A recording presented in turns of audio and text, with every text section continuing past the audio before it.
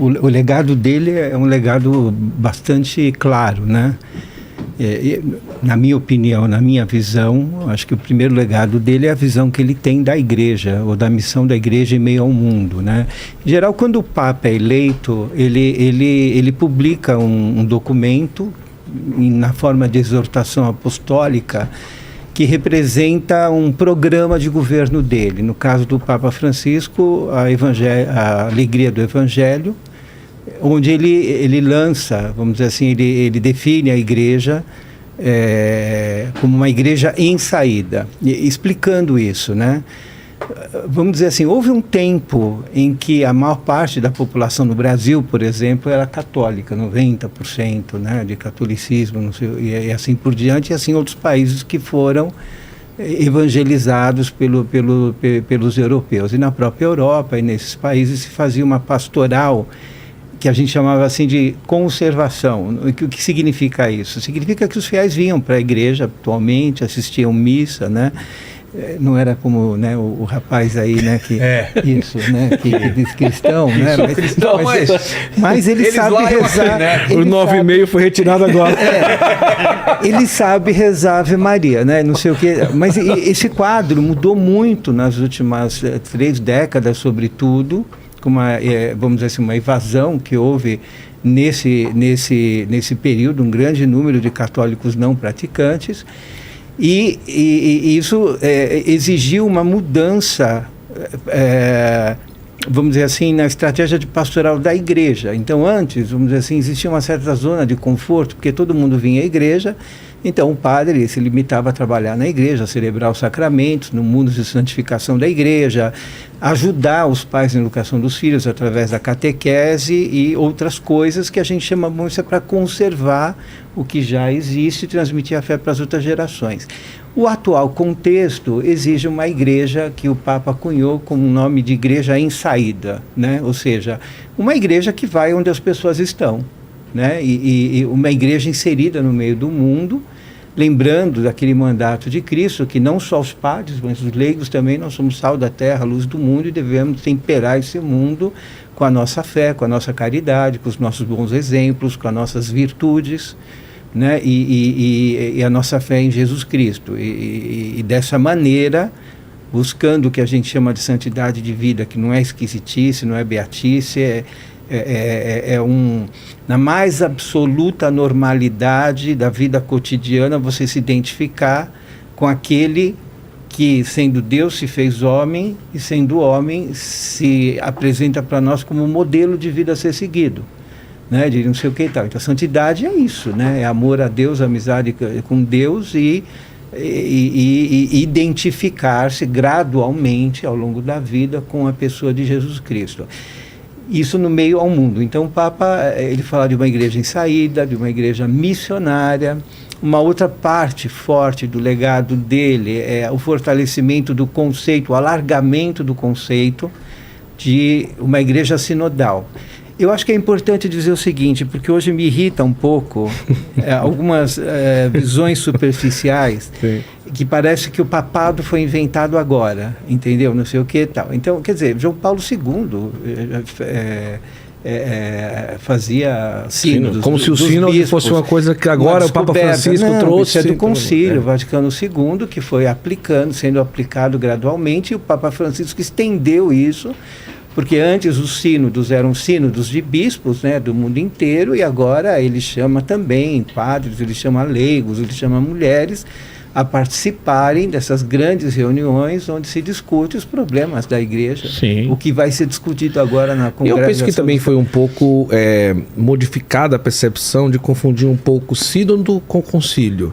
Tipo assim, como se fosse um sínodo. Olha, vamos lá, o Papa está chamando todo mundo para olhar para algumas mudanças e tal. Mas sínodo nada mais é do que escutar as pessoas, né? Mais ou menos isso, né? A gente diz o seguinte, o Papa escuta as pessoas, por quê?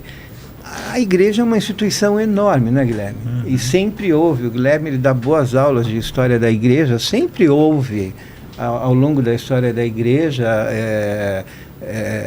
divisões, pensamentos diferentes, diversidades de posições teológicas que às vezes eram inclusive muito conflitivas, e aí sim que obrigavam a igreja a fazer concílios, como é o caso do Concílio de Trento, que definiu aspectos dogmáticos, né, muito importantes, não sei o que tal. O Concílio Vaticano II já não foi dogmático, era um concílio pastoral de atualização da igreja, do modo de operar ela, não de modificação da sua mensagem, da sua doutrina, para que ela possa ser mais eficaz no mundo contemporâneo. O sínodo é outra coisa. O sínodo é assim, tem um monte de gente murmurando na igreja, discutindo sobre vários temas que são novos e da atualidade, com vozes dissidentes.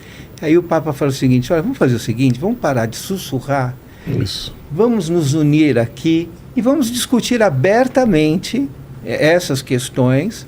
Só que a gente fala, depois o Papa se reúne com o Espírito Santo, né, não sei o que e tal, e ele, né, na cátedra dele, não sei o que e tal, ele mantém a unidade da igreja, nos dizendo o que é certo, o que é errado e assim por diante. Apesar de que o Papa Francisco, ele tem uma característica que os principais documentos dele foram exortações apostólicas, mais do que constituições, né, propriamente dito, porque a Constituição obriga mais a fé em relação à exortação. Mas o sínodo não é. O sínodo, eu vejo uma relação muito grande de continuidade entre os pontificados de Paulo VI, de os papas da minha vida, né? De Paulo VI, de João Paulo II.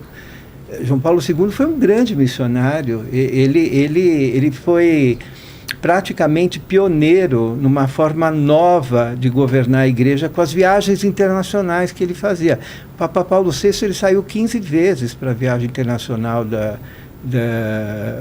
do Vaticano. Já o Papa João Paulo II fez mais de 100 e poucas viagens internacionais, fora as outras viagens onde ele tinha contato direto com o povo, né, de não sei o que, fortalecendo e propagando a fé.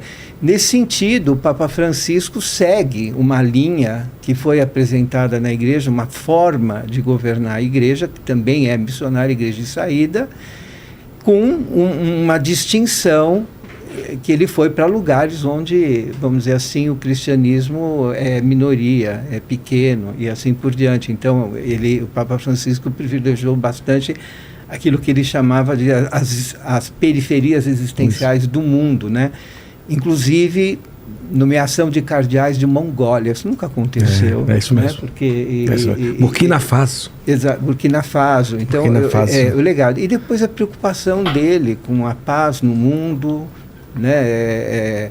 Uma mensagem de paz, o diálogo interreligioso como uma forma concreta, né, vamos dizer assim, de conseguir que as diversas religiões, naquele núcleo central que elas possam ter, né, contribuam, né, para que haja paz no mundo.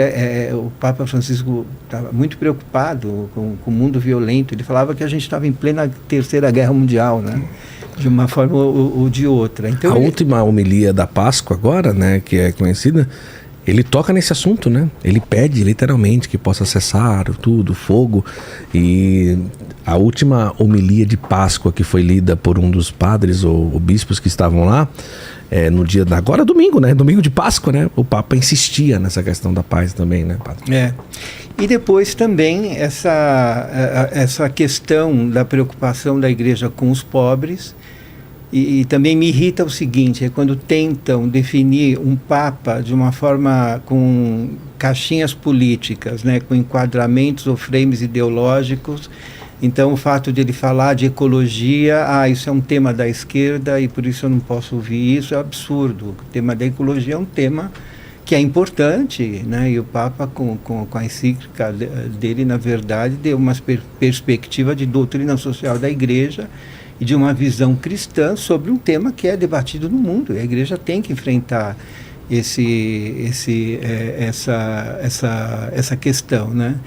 E essa preocupação da igreja com os pobres, isso é fidelidade ao Evangelho, ou seja, Jesus que diz, né? Eu tive fome e me desse de comer, eu tive sede e me desse de beber, eu estava nu e me vestisse. Então, uma igreja que não se preocupa com os menos favorecidos não seria a igreja de Cristo, né? Não teria essa fidelidade ao Evangelho. Agora, claro, né? Que essa verdadeira caridade nasce de um coração sempre, um transbordar de um coração que busca a identificação com Cristo e a santidade de vida.